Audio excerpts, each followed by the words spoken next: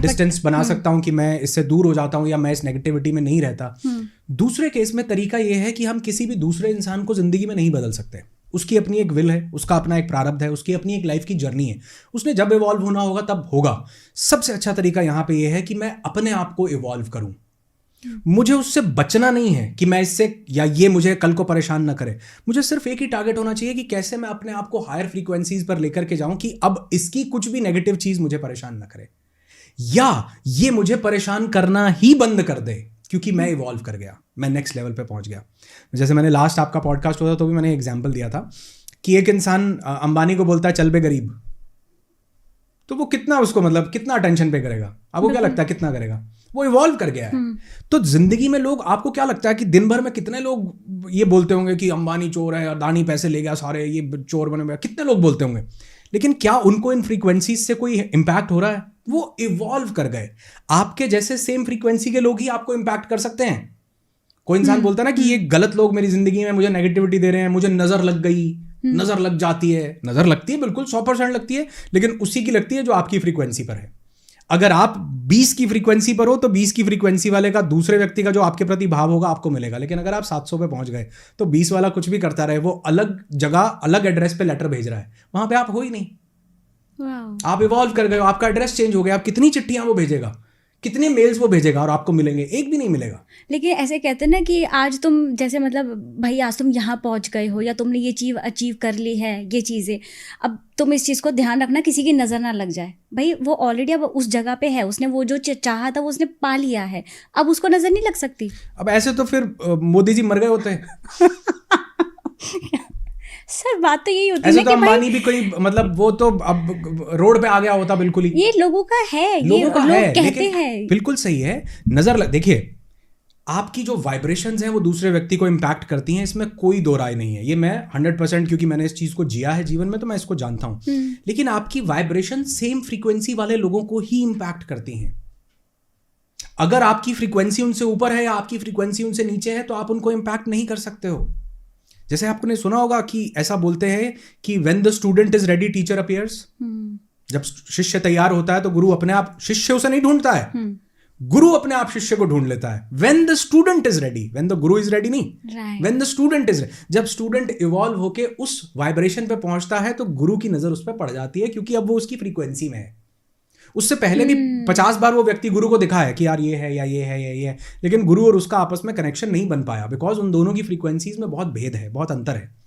वैसे ही अगर आप एक हायर फ्रीक्वेंसी पर निकल गए हो, अगर आपके इमोशंस, आपके भाव, आपकी स्टेट बिल्कुल चेंज है, और एक व्यक्ति बिल्कुल लोअर फ्रीक्वेंसी पर है और वो आपके लिए कुछ भी नेगेटिव नजर लगाता रहे, कुछ भी करता रहे, तो आपके साथ कुछ भी गलत नहीं हो सकता। इसीलिए ये जो लोग जिंदगी में बहुत तरक्की कर जाते हैं, जो स्पिरिचुअल तौर पर भी इवॉल्व्ड होते हैं, जैसे मैंने अभी मोदी जी का नाम लिया, जैसे अंबानी की आप बात करो, या कोई भी ऐसा बीइंग जो बहुत ज्यादा इवॉल्व्ड है, बहुत से लोग उसके बारे में कुछ भी नेगेटिव बोलते रहेंगे तो उसको नहीं मिलेगा, क्योंकि वो एक अलग फ्रीक्वेंसी पे है। और ये एक हेट्रेड की फ्रीक्वेंसी जनरेट कर रहा है, ये गिल्ट की फ्रीक्वेंसी जनरेट कर रहा है, ये एंगर की फ्रीक्वेंसी जनरेट कर रहा है।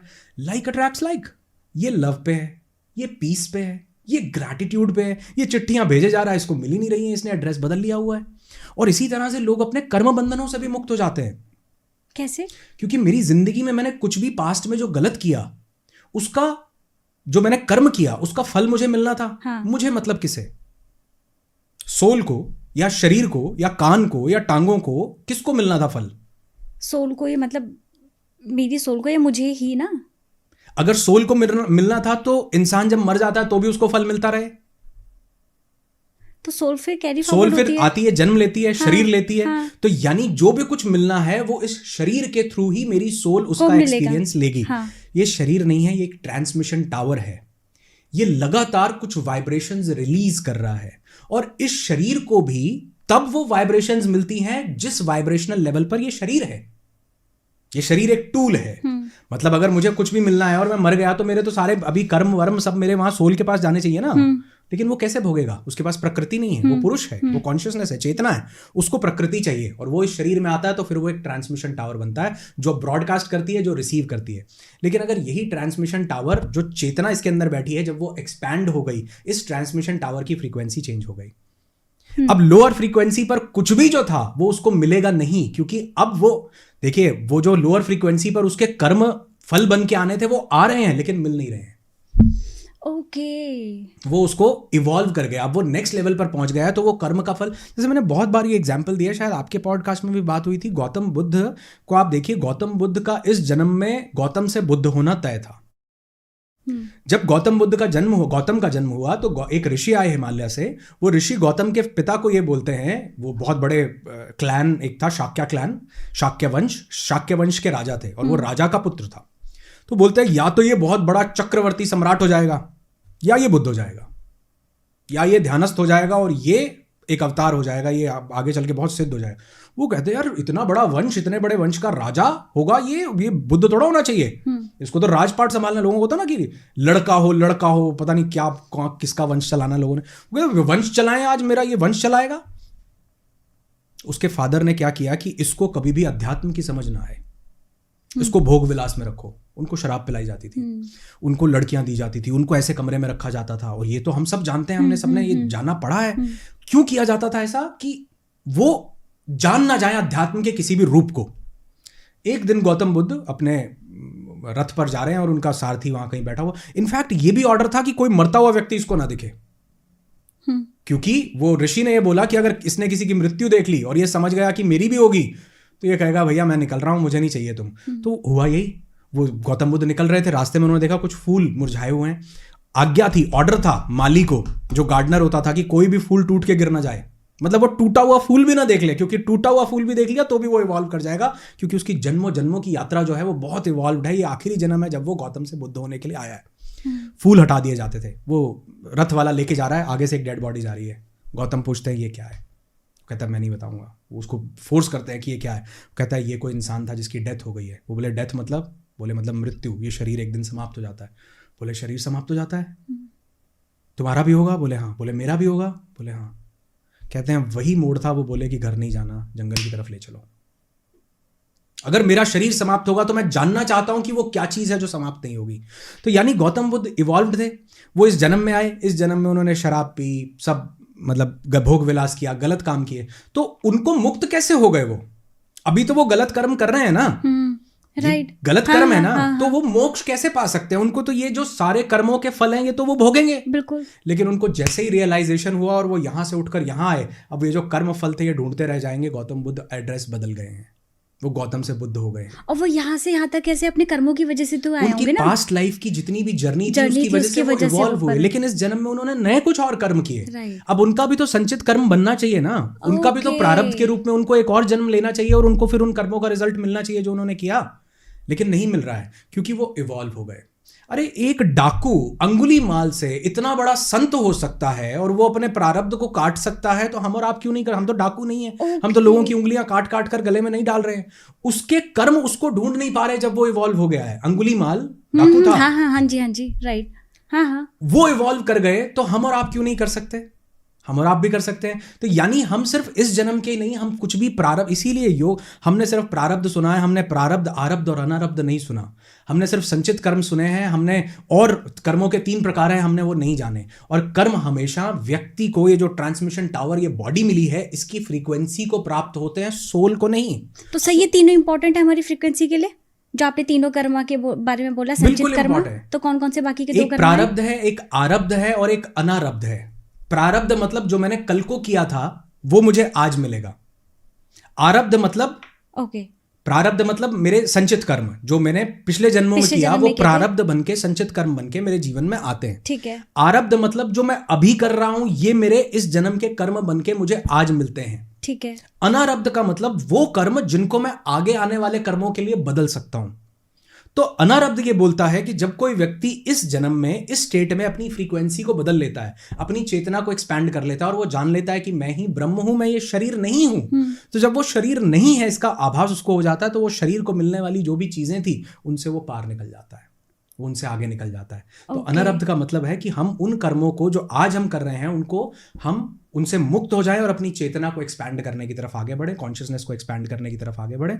तो इसलिए वो लोग जो फ्रीक्वेंसी को ऊपर मतलब एलिवेट कर जाते हैं, उनको वो नीचे की फ्रीक्वेंसी की चीज़ें नहीं मिलती। अगर ऐसी मिलती होती तो फिर हर कोई मर रहा होता, हर बड़ा इंसान कभी बड़ा रह ही नहीं पाता, कामयाब हो ही नहीं पाता, क्योंकि लोगों की नज़रें तो लोगों की नज़र लगती है, 100% खाती है अगर आप उन्हीं के लेवल पर हो तो। सर हमारे ना पूरे दिन में हमारी जो स्टेट या हमारी जो फ्रीक्वेंसी होती है ना वो फ्लक्चुएट होती रहती है, ठीक है।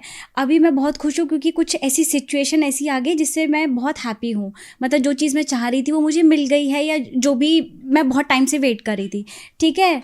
सेम डे ही कुछ ऐसी चीज़ हो जाती है जो मेरी एनर्जी को एकदम ड्रेन कर लेती है। कोई ऐसी सिचुएशन आ गई, कोई ऐसी बात सुन ली, या जॉब जाने के चांसेस हो सकते हैं, या कुछ भी व्हाटएवर, या पार्टनर से कोई प्रॉब्लम हो सकती है, फैमिली में कोई ऐसा इशू हो गया है, तो ये ऐसे हमारी फ्लक्चुएट होती रहती है। इसका इम्पैक्ट मेरी लाइफ में, मेरी रियलिटी में, या मैं जो लाइफ में पाना चाहती हूँ उस पर कितना पड़ता है। बहुत अच्छी बात आपने कही। देखो, ये डेविड हॉकिंस भी बोलते हैं the map of consciousness explained में, कि मेरी चेतना का जो स्तर है, मेरे इमोशनल सिस्टम का जो चार्ट है, उसी के हिसाब से मैं अपनी फ्रीक्वेंसी को डिसाइड करता हूँ। मतलब अगर मैं गिल्ट में रहता हूँ तो मैं 20 पर हूँ, अगर मैं लव में रहता हूँ, हैप्पीनेस में रहता हूँ, पीस और ग्रैटिट्यूड में रहता हूँ तो मैं 700 पर हूँ, और 1000 पर मुझे एनलाइटनमेंट मिलती है। ऐसा सर डेविड हॉकिंस भी बोल रहे हैं। तो वो आप उनको अगर ध्यान से देखो तो दिन में हो सकता है 2 बार मुझे भी गुस्सा आता हो सकता है किसी एक चीज को लेकर के मैं भी परेशान हो जाता हूं। तो इसका मतलब क्या मेरी फ्रीक्वेंसी गिर गई? एक टाइम पर दिन में मैं गुस्सा हुआ तो मेरी फ्रीक्वेंसी 20 पर आ गई, शाम को मैंने मोहब्बत महसूस की तो मेरी फ्रीक्वेंसी 700 पर चली गई। एकदम आ जाती है, एकदम आ जाती। मतलब ऐसा होता है ना कि दिन में आपने गुस्सा किया, रात को आप किसी और के साथ हो तो लव महसूस कर रहे हो। यूनिवर्स तो ये नहीं देख रहा आप किसके साथ हो, यूनिवर्स तो ये देख रहा आपकी स्टेट क्या है। सुबह आप किसी गलत इंसान के साथ थे, आप 20 पर थे, शाम को आप किसी अच्छे इंसान के साथ हो, आप 700 पर हो सकता है ना। बिल्कुल। तो मेरी फ्रीक्वेंसी क्या होगी इस सब में? तो इससे एक बहुत खूबसूरत, मांडुक्य उपनिषद से एक बहुत खूबसूरत चीज यहां से निकल के आती है, डेविड हॉकिंस से भी हजारों साल पहले। वो बोलते हैं कि ये आपका इमोशनल स्टेट है, दिन में 50 बार फ्लक्चुएट करेगा, लेकिन एक आपकी चेतना का स्तर है जिसको बार बार मैं यहां पर बोल रहा हूं, और आप अपनी चेतना के स्तर पर दिन में किसी भी समय आ सकते हो अगर आप ध्यान में खाली आराम से बैठो तो। अच्छा, आप देखो, एक इंसान है, आप उससे मिल रहे हो, आपको ना बहुत बढ़िया लग रहा है कि बात करने में ठीक है एकदम ऐसा। जैसे मैं कई बार ये बोलता हूँ ना कि अगर किसी को शादी करनी हो तो किसी के साथ 7 साल बिताने चाहिए। मतलब ये स्टेटमेंट किसी ने दी कि 7 साल में उसका हर एक रंग आपको देखने को मिल जाता है। मतलब इसीलिए कई बार वो जो 1-2 साल कोर्टशिप पीरियड या लवी डवी चल रहा होता है, वो शादी होने के बाद कई रंग ऐसे जो देखे नहीं होते वो भी दिख जाते हैं। पता चल जाता है कि भाई ये तो मतलब गलत हो गया जीवन का डिसीजन। इसलिए वो कहते हैं 7 साल बिताने चाहिए। तो किसी ने पूछा है तो बड़ा लंबा टाइम है, इसका कोई शॉर्टकट बताओ।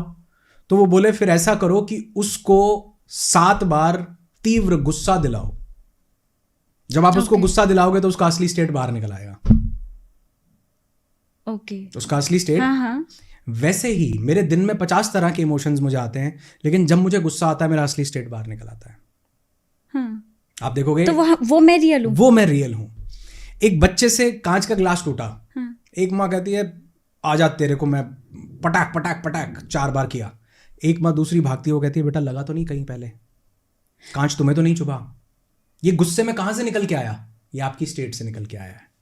एक व्यक्ति गाड़ी बहुत तेजी से आपके साइड से निकाल कर लेगा, आप पूरा गुस्सा हुए, या आप गुस्से में आपकी अनकॉन्शियस, आप कॉन्शियस नहीं हो इस टाइम, अनकॉन्शियस स्टेट से निकल के आया। और एक दूसरा व्यक्ति वही कह रहा है कोई बात नहीं यार, निकल गया, कोई कुछ बुरा नहीं हुआ, कोई गाड़ी लग भी सकती थी, टच भी हो सकती थी, एक्सीडेंट भी हो सकता था, हो सकता है बेचारे को जल्दी हो, कहीं जल्दी। तो कई बार ऐसा हो सकता है शायद इस सिचुएशन में वो नॉर्मल हो, लेकिन दूसरी सिचुएशन जो उसके, क्योंकि उसके लिए वो गाड़ी का ठोकना उसके लिए इतना इंपॉर्टेंट ना हो। इसीलिए मैंने बोला 7 अलग अलग चीजों में गुस्सा दिलाओ, 7 बार आपको पता चल जाएगा।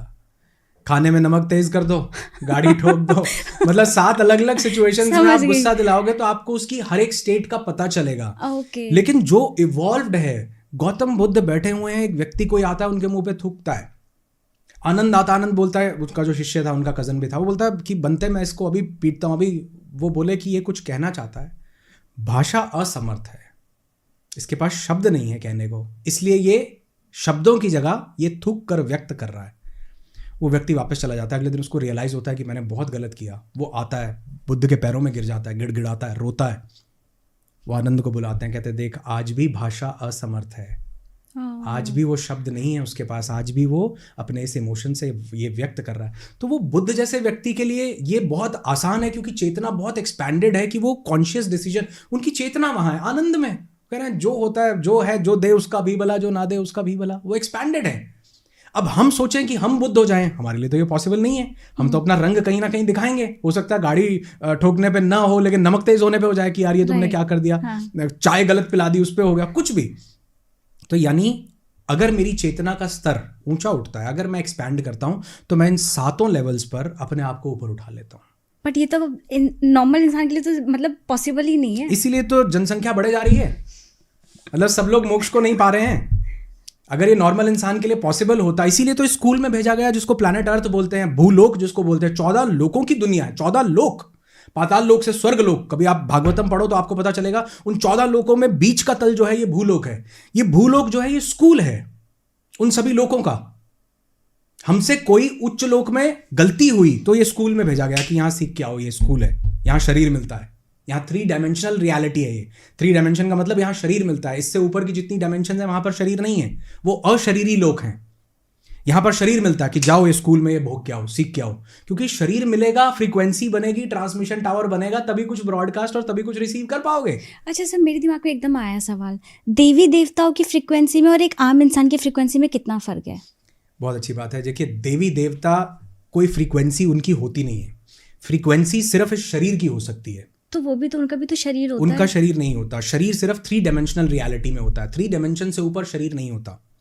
3 और 4 डायमेंशन में, 4th डायमेंशन टाइम है जिसको हम एक्सपीरियंस करते हैं, उससे ऊपर 5th डायमेंशन में बॉडी नहीं होती है, बॉडीलेसनेस एक्सपीरियंस होता है। वो सूक्ष्म रूप में, अलग रूप में विराजमान होते हैं। इसलिए आपने पुराने माइथोलॉजिकल सीरियल्स कितने भी देखे होंगे, आपने देखे होंगे वो कोई आदमी का रूप ले रहे हैं, धरती पर आ रहे हैं, वो कोई और बाबा का रूप लेके शंकर भगवान आकर के बैठ, देखा होगा आपने, शरीर धारण किया कुछ और। लेकिन उनकी बॉडी वैसे तो है ही ना, चाहे भले उनके दूसरे लोक में है, बट बॉडी तो जिसको हम लोग देखते हैं, पूजा करते हैं, तो वो एक बॉडी तो है। उस पूजा उस बॉडी की करते हैं जो यहां पर आकर शरीर लिया।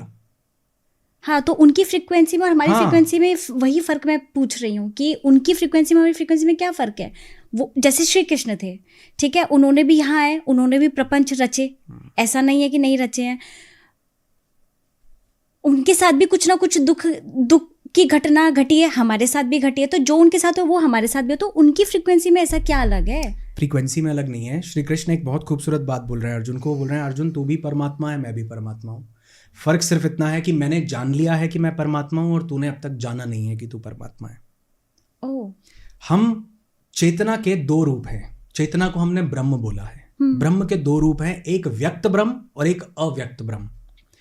जब हम इस बॉडी में नहीं होते तो हम उस अव्यक्त रूप में होते हैं। जब हम बॉडी में आ जाते हैं तो हम व्यक्त ब्रह्म के रूप में आते हैं।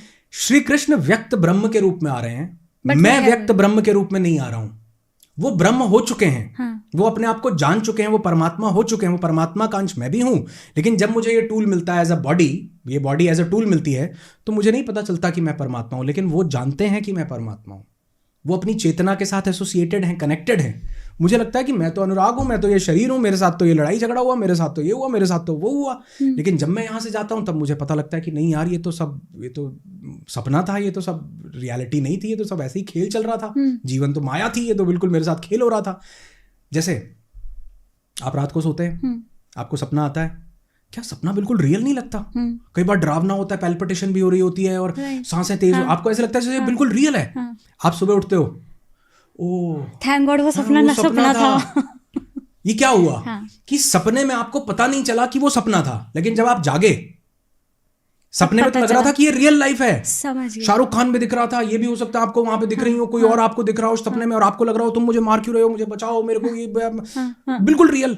जब आप जागते हो तो ओहो, क्या पता ये भी कोई सपना हो। और हमें पता ही ना चल रहा हो। सपने में पता चलता है कि ये सपना है, उठ के पता चलता है, उठने के बाद पता चलता है ना कि वो सपना था। क्या पता जिसको हम डेथ बोल रहे हो वो एक रीसेट बटन हो, वो बेसिकली वो जागना हो। और जब मैं जागता मैं ओहो, अरे यार कहाँ गई आंचल पॉडकास्ट कर रही थी, मैं ऊपर आ गया, अच्छा ओह कहाँ सपना था। हमें तब पता चलता है। लेकिन अगले दिन फिर आप सपने में जाते हो, जब आप जाग गए, जागने के बाद ओहो यार वो तो सपना था। अगले दिन फिर आप सपने में जाते हो और फिर आप सपने में खो जाते हो। जब मैं वापस यहाँ पे आता हूँ, मैं फिर इस सपने में खो जाऊँ, ओहो आंचल अच्छा पॉडकास्ट दोबारा, चल शुरू करते हैं। और फिर जब मैं जागूंगा फिर अरे यार वो तो असली क्या था, मुझे इस सपने से जागना, जिसको हमने योग में 4 अवस्थाएं बोली, जागृति, स्वप्न, सुषुप्ति और तुरीय। तुरीय अवस्था का मतलब होता था जागृति, स्वप्न और सुषुप्ति में जाग जाना कि मैं ये शरीर नहीं हूं। तुरीय यानी उसका आभास कर लेना कि मैं ये बॉडी नहीं हूं, मैं मन नहीं हूं। तो श्री कृष्ण जब आ रहे हैं वो ये आभास कर रहे हैं, वो ये जानते हैं कि ये सब खेल चल रहा है और मैं इस खेल का एक पात्र हूं, लेकिन तुम और मैं ये जानते नहीं है, हम तो खेल के पात्र ही बने हुए हैं। जैसे एक और लास्ट एग्जांपल देता हूं। हाँ, अभी मैंने बता दिया लेकिन फिर भी रामलीला देखी होगी आपने, ऐसा बहुत से प्ले देखे होंगे। अब रामलीला में मान लो इनको रावण का रोल मिले, अब ये वहां ऐसा कर रहे हैं। रामलीला खत्म हुई है, घर पे आए तो ऐसा करेंगे? नहीं करेंगे। क्यों? क्योंकि वो नाटक था, वो एक प्ले था। ये जानते हैं कि वो एक प्ले था, लेकिन हम और आप जान नहीं रहे कि ये प्ले है। श्री कृष्ण जानते हैं कि ये प्ले है और वो प्ले में अपना रोल वो प्रपंच भी रच रहे हैं, वो सब काम कर रहे हैं प्ले के हिसाब से, लेकिन वो जानते हैं कि ये एक प्ले है।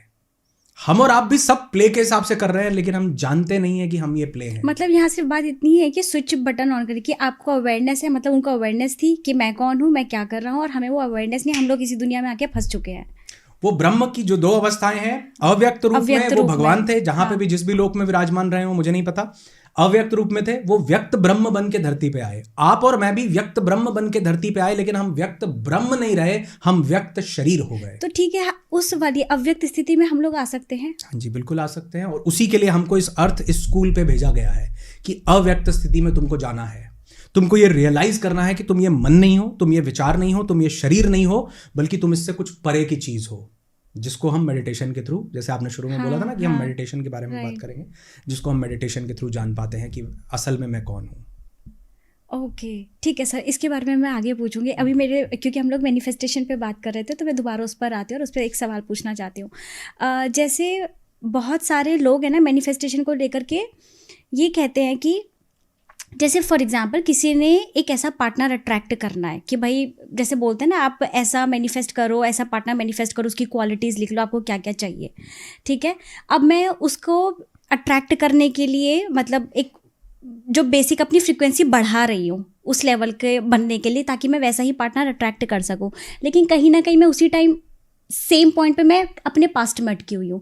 ऐसे में इसलिए पूछी हूँ क्योंकि अभी कुछ टाइम पहले मेरे पास ऐसा सवाल आया था कि मेरा पास्ट इतना बेकार रहा है और अब मैं चाहती हूँ कि मैं कोई बेस्ट पार्टनर अट्रैक्ट अपनी लाइफ में करूँ, बट वो कहीं ना कहीं स्टक है अपने पास्ट में। तो क्या वो इस पास्ट की उस फ्रीक्वेंसी में जहाँ वो स्टक है, क्या वो नया पार्टनर अट्रैक्ट कर सकती है?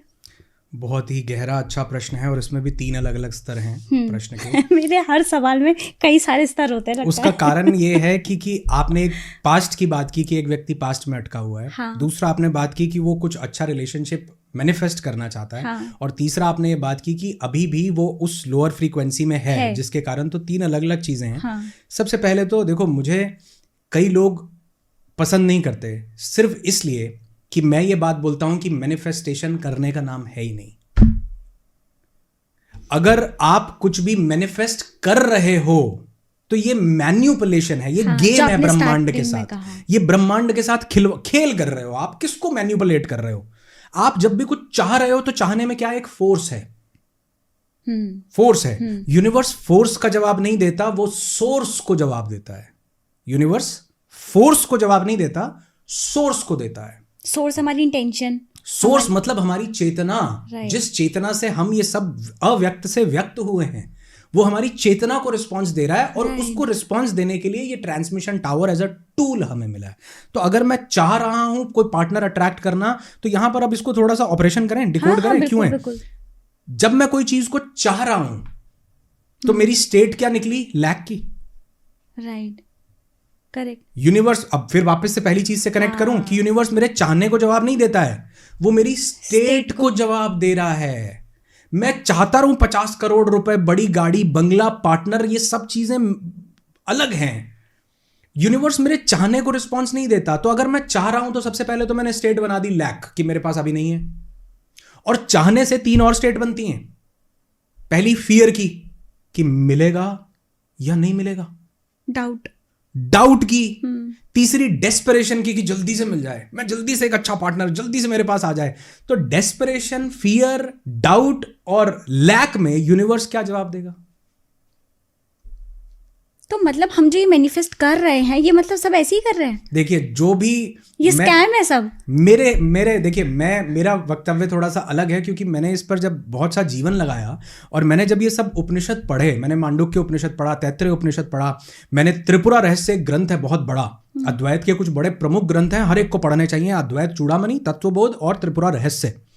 त्रिपुरा रहस्य में ब्रह्मांड के बनने से लेकर अंत तक की सब चीज का वर्णन है, हर चीज का, हर चीज का वर्णन है। मतलब आज जो क्वांटम फिजिक्स, क्वांटम साइंस जिस दिशा में जा रही है ना, मैं कई बार ये बात बोलता हूं कि अगर वो त्रिपुरा रहस्य पढ़ लें तो उनकी खोज जो अगले 5000 साल में होनी है वो 100 साल में हो जाएगी। तो उसको सार में बता दीजिए क्या है उसमें। नहीं, ऐसा सार में नहीं बता सकता मैं कि क्या है उसमें। एक बहुत बड़ा ग्रंथ है और कई बार ग्रंथ की एक लाइन अपने आप में ग्रंथ होती है। हाँ, मतलब ये जो गीता का कोई एक श्लोक है ना, शायद आज भी हम उसको अच्छे से नहीं समझ पा रहे हैं। तो सर इस त्रिपुरा रहस्य की आपकी कोई एक लाइन जिसको आपने पकड़ रखा और आपने अपनी लाइफ में उसको इम्प्लीमेंट किया, वो कौन सी है? जैसे मैंने आपको बताया हमारा एक इवेंट होता है क्वांटम के ऊपर, जिसमें हम क्वांटम की बात करते हैं। हाँ। उसमें सबसे पहली बात ही हम यही करते हैं जो मैंने अभी आपको बोली कि फोर्स नहीं करना, सोर्स से करना है। यानी जैसे मैं आपको एक एग्जांपल देता हूं, मान लीजिए एक एरोप्लेन है। अगर मैं आपको बोलूं एक एरोप्लेन बनाओ तो क्या आप एरोप्लेन बना सकते हो? लेकिन अगर आप एरोप्लेन बनाने वाले आप ही हो तो मैं बना सकती हूं। तो यानी अगर मैं वो बनाने वाला नहीं हूं तो मैं कुछ भी नहीं बना सकता। हाँ, करेक्ट। मतलब एरोप्लेन नहीं बना कुछ सकते। भी, मतलब मैं लैपटॉप बनाने वाला नहीं हूं तो मैं लैपटॉप नहीं बना करेक्ट, सकता। हाँ। लेकिन अगर मैं ही हूं लैपटॉप बनाने वाला तो बना सकते हो। त्रिपुरा रहस्य यही बात करता है कि तुम ही ब्रह्म हो। सबसे पहले उस परम चेतना की तरफ वापस लौटो, सबसे पहले सोर्स की तरफ वापस लौटो। फोर्स मत करो, रिलेशनशिप, पैसा, मनी, ये वो फोर्स नहीं करो, सोर्स में वापस आओ, खुद में उस चेतना में वापस आओ। राइट। इसीलिए मेडिटेशन एज अ टूल सबसे पावरफुली काम करता है। हमारे इवेंट में आंचल आप कभी आओगे, कभी आप देखोगे लोग ऐसे बैठे होते हैं ध्यान में, और ध्यान करने के बाद वो उठते हैं और वो कहते हैं कि सर मैंने किसी से मेरे कोई पैसे नहीं दे रहा था और यहां मैंने सब सरेंडर कर दिया, सब छोड़ दिया और मैं सिर्फ ध्यान में बैठा और ध्यान से उठाऊं, मेरे मोबाइल में मैसेज आ गया कि तुम्हारा पैसा देना है, किसी को ले जाओ आके। हम जब भी फोर्स कर रहे हैं तो फोर्स की एनर्जीज रिलीज हो रही है, लैक की, डेस्परेशन की, फियर की, एंगर की। लेकिन जब मैं सोर्स में वापस लौटता हूं तो ब्रह्मांड कहता है आप तेरी सही बात का जवाब देने को मैं तैयार हूं। चिन्ना देवी एक हमारी पार्टिसिपेंट है, मैं उनका क्लिप भी आपको दूंगा, आप उनका जरूर लगाइए। So yesterday I visualized London and a big place, and I'm presenting on the stage and people are applauding and all kinds of stuff is happening. In fact, I even visualized Kate and Prince and all that. So I really sensed it, I felt it, I was full of energy. I could actually feel also the nothingness that you talked about, and I just can't believe this, that by 12 o'clock today, or I didn't see the time, within 12 hours of the session, as I open my Facebook, there is a call for paper from London, which is talking about the very topic that I'm working on. And sir, amazing, that's amazing. And I cannot just conquer the whole idea because there was no topic of that sort till today, and this is the first time a topic of that kind is coming.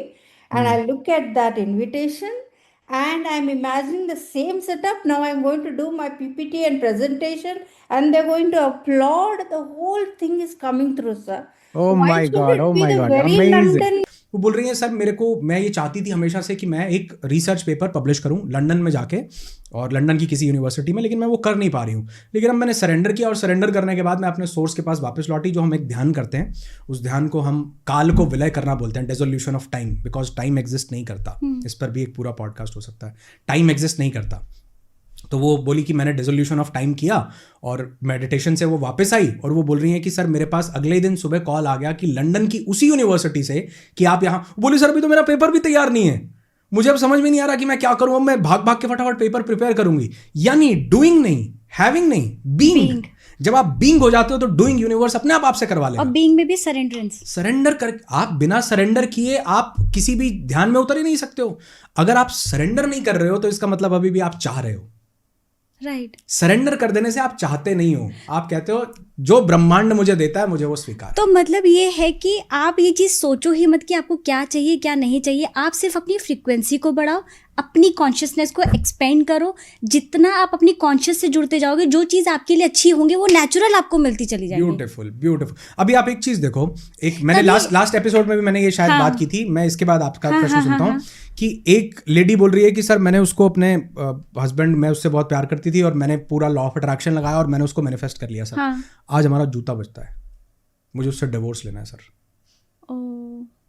मतलब आप जो manifest कर रहे हो वो इस limited बुद्धि, इनफैक्चुएशन, जिसको आप लव बोल रहे हो या अट्रैक्शन, आप उसके हिसाब से ही तो कर रहे हो। आपके लिए वो सही भी है या नहीं है? करेक्ट। कल को वही आपके जीवन को मतलब बैंड बजा दे पूरी बुरी। आपको क्या पता आपने उसके कितने रंग देखे, आपको क्या पता है? आपने सिर्फ अच्छा लगा, शरीर अच्छा लगा, बात अच्छी लगी, आपने कहा ये लव है। This is not love. अब आप अपनी बुद्धि और अपने विवेक से जो मैनिफेस्ट करना चाह रहे हो, शायद वो आपकी, इसीलिए तो ये स्कूल में भेजा गया कि भाई यहां से सीख के आओ। जब तक हम शरीर, अपना मन, अपनी बुद्धि और अपने अहंकार से जुड़े रहते हैं, तब तक हम सही दिशा में आगे नहीं बढ़ पाते। लेकिन जैसे ही मैं इन सबसे हटता हूं, मैं जानता हूं कि मैं वो चेतना हूं, मैं सोर्स में, त्रिपुरा रहस्य कह रहा है फोर्स नहीं करना, सोर्स में लौटना है। जब आप सोर्स में लौटते हो तो फिर आपको आनंद आने लगता है, फिर आपको वो भाव आने लगते हैं और आप फिर देखते हो जीवन में जो अच्छा है, जो मैं चाहता भी हूँ, दोनों मेरी जिंदगी में भरपूर मात्रा में आ रहे हैं। शायद ये ना मैं इसलिए कनेक्ट कर पा रही हूँ क्योंकि मेरे साथ कई बार ऐसे इंसिडेंट हुआ है, जैसे आपने कहा ना, जब आप अपनी फ्रीक्वेंसी को हाई कर लेते हैं तो आपको चीज़ों के पीछे भागना नहीं पड़ता, वो नेचुरल आपके लिए जो चीज़ सही होती है वो आपको मिल जाती है। बहुत बार ऐसा होता है, एंड आई थिंक बहुत सारे लोग इससे कनेक्ट भी कर पाएंगे कि बहुत सारी चीज़ें हमने सिर्फ एक बार सोची होती है कि यार मिल जाए, और उसे करके भूल जाते हैं। लेकिन जैसे आपने फ्रीक्वेंसी हाई करी तो, लेकिन उस यूनिवर्स में आपने वो डाल दिया कि वो आपको चाहिए, तो वो यूनिवर्स कहीं से भी लाके आपको देगा, क्योंकि आप उसके पीछे भागे नहीं। हाँ, चल मैं इवेंट जब मैं स्टार्ट करता हूँ तो उसकी ये सबसे प्राइमरी लाइन होती है कि मैंने अपनी जिंदगी में सब कुछ तब पाया जब मैं वो पाना नहीं चाह रहा था। राइट। तभी हम कहते हैं कि जो चीज़ चाहते हो ना, उसके पीछे भागो मत, छोड़ दो। वंडरफुल। और चाहने को छोड़ना कैसे है? बीइंग हो जाना। हाँ, यानी आप उस भाव में आ गए कि मैं तो पहले से ही संपूर्ण हूं, और ये संपूर्णता का भाव मैकेनिकल होगा जब तक आप सोर्स के पास वापस नहीं लौटोगे। राइट। मतलब मैं बोलूं कि मैं संपूर्ण हूं, मैं एक शुद्ध चेतना हूं, मैं एक आत्मा हूं, ये नकली है, मैकेनिकल है। जब तक मैं उसको नहीं कि कहां हो आत्मा, कौन हो, क्या चेतना, क्या हो, मैंने उसको एक्सपीरियंस किया नहीं, पर मैं जानता हूं, ये तो मेरा बिलीफ है। ये तो किसी ने मुझे बिलीफ दे दिया कि तू एक आत्मा है, तू मरेगा नहीं। और ये भी मैंने बिलीफ इसलिए लिया शायद कि मेरे अंदर मन को अच्छा लगता है कि मैं मरूंगा नहीं, आत्मा आ जा रहा है, आत्मा हमारा है, तो मैं एक आत्मा हूं।